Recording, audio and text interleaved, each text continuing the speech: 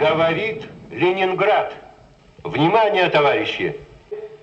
Сегодня, 27 января, в 20 часов, город Ленина салютует доблестным войскам Ленинградского фронта 24 артиллерийскими залпами из 324 орудий.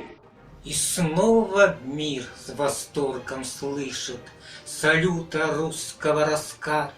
Поэта полной грудью дышит освобожденный Ленинград. Мы помним осень 41-й, прозрачный воздух тех ночей, когда, как плети, часто, мерно свистели бомбы палачей. Но мы, смиряя страх и плач, твердили, диким взрывом внемля: ты проиграл войну, палач, едва вступил на нашу землю.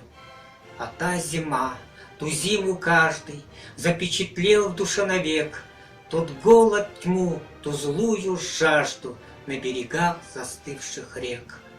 Кто жертв не предал дорогих земле голодной ленинградской, безбранных почестей нагих в одной большой траншее братской. Но позабыв, что значит плач, твердили мы сквозь смерть и муку: ты проиграл войну, палач, едва занес на город руку. Какой же правдой ныне стало, какой грозой свершилось то, что иступленной мечтой, что бредом гордости казалось. Так пусть же мир сегодня слышит салюта русского раскат. Да, это мстит, ликует, дышит победоносный Ленинград.